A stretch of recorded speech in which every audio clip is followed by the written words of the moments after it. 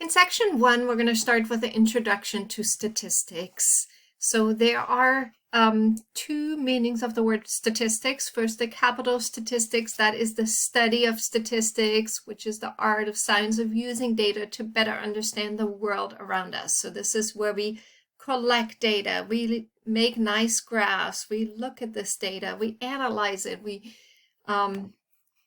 do all kinds of conclusions about it. And that is the uppercase letter statistics. Within that, we have two different types of statistics. We have descriptive statistics, where we're organizing, summarizing, presenting our data, but we're simply just looking at our data by itself. And on the other hand, we have inferential statistic. This is where we're drawing conclusions or making predictions about a population using our sample data. In the first part of our course, we're going to focus on descriptive statistics, but later on we will dive into inferential statistics. We will start looking at our sample data and make conclusions about the larger population. So as our example over here for the descriptive statistics, we have 54% of students enrolled at Mesa are planning to transfer. This is just looking at our sample data. And on the other hand, we have an example where it says, based on historical data, a student placed into Math 38 has only a 7% chance of passing transfer level math within 3 years.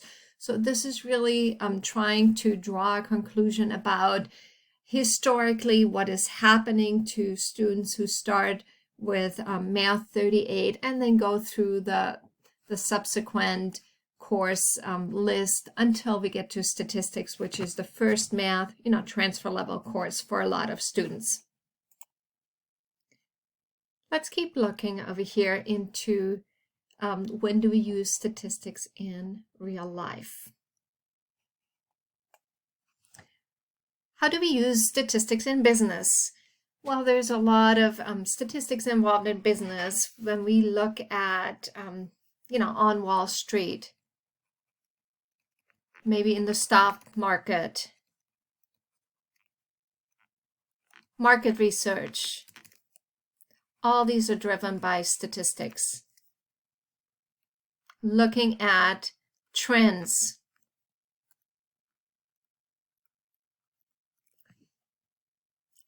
And the same thing in medicine. There's statistics all around medicine, doing clinical research. Looking at new drugs. Definitely right now with COVID going on, we have, a lot of statistics within COVID, death rates, survival, looking at different ages and all those things. Also within education, which for sure is important since we're in a statistics class, right? So we have different legislation that affects us. One of those is AB 705, which was just passed and, was implemented last fall. This is where our Statistics 119X comes from, because in the past, students were placed into very low math courses, often like, pre-algebra course, then they went into Algebra 1 and then Algebra 2, and finally they were allowed into statistics. This was not very effective since we lost a lot of students along the way. About 25% of students chose not to enroll in the next course, and many had to repeat several courses over and over.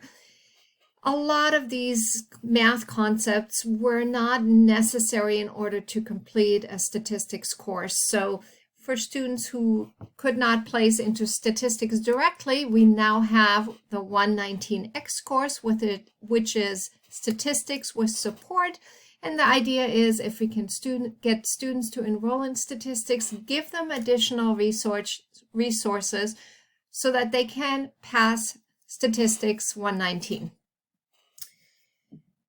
With that, we're also looking at different success rates, which is one thing we always track year to year.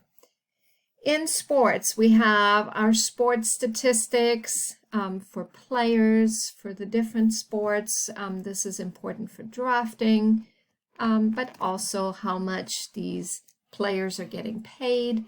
and so on. So there's a lot of implication, and even, betting on different sports.